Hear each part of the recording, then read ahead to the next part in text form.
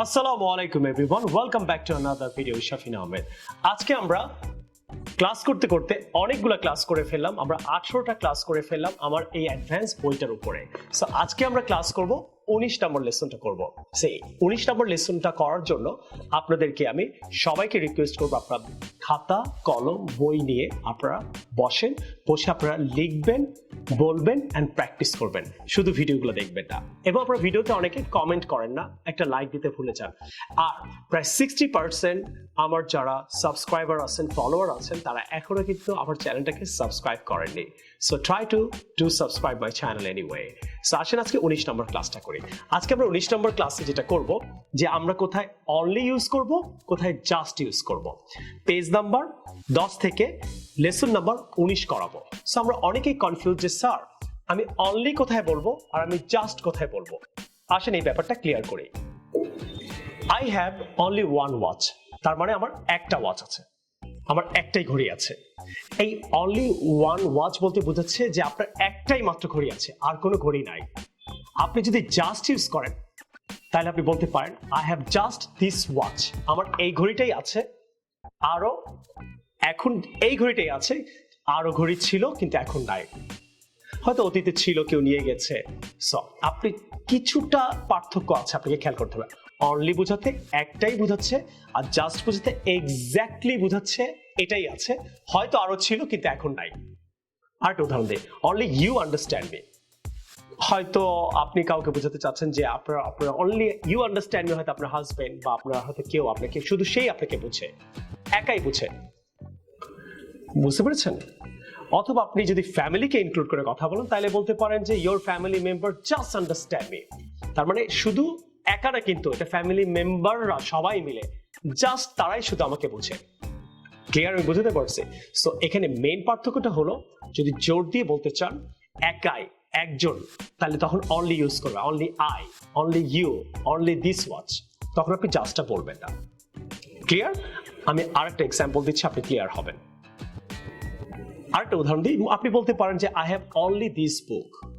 তার মানে I have only this book, আমার কাছে এই বইটাই আছে, আর কোনো বই নাই।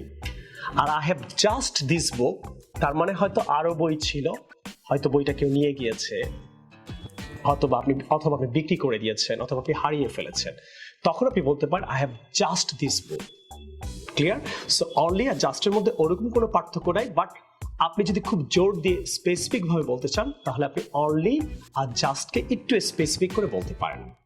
ওকে, আপনি বলতে পারেন যে আপনার হয়তো অনেক শার্ট ছিল, তখন আপনি বলতে পারেন I have just this shirt. তার মানে কিছু শার্ট ছিল, আরো অতীতে ছিল, অথবা কিছুক্ষণ আগেও ছিল, অথবা আপনার নাই এখন। I have just this shirt, তার মানে আপনার অতীতে আরো শার্টটা ছিল, সব শেষ, এখন একটাই আছে। আর যদি বলেন I have only this shirt, তার মানে একটাই শার্ট আছে, অতীতেও নাই, ছিল না, বর্তমানেও নাই, কোনো ক্ষেত্রে কোনো জায়গায় নাই, শুধু I have only this shirt. So dear brothers and sisters, so you have to be very careful. আপনি যদি একটু স্ট্রংলি স্পেসিফিক ভাবে অনলি আর জাস্ট কে রাইটিং এ, স্পিকিং এ ইউজ করতে চান, তা আজকে থেকে আমার মনে হয়, এই জন্যই বলছি অ্যাডভান্স লেসন। আপনারা এই বই থেকে অনেক লেসন শিখতে পারছেন, এই কারণে আমি ছোট ছোট করে পড়াচ্ছি, বাট আপনাকে আমি অনেক লেসন পড়াবো, প্রায় 200টা লেসন আপনি পাচ্ছেন।